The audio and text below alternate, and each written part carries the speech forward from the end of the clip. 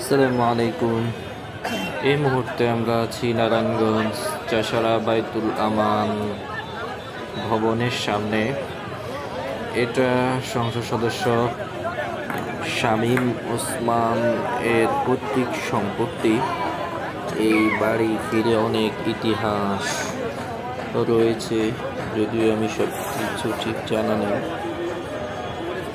তো এই বাড়িটাকে পুরোপুরি ধ্বংস করে ফেলা হয়েছে 5ই আগস্ট। এই বাড়িতে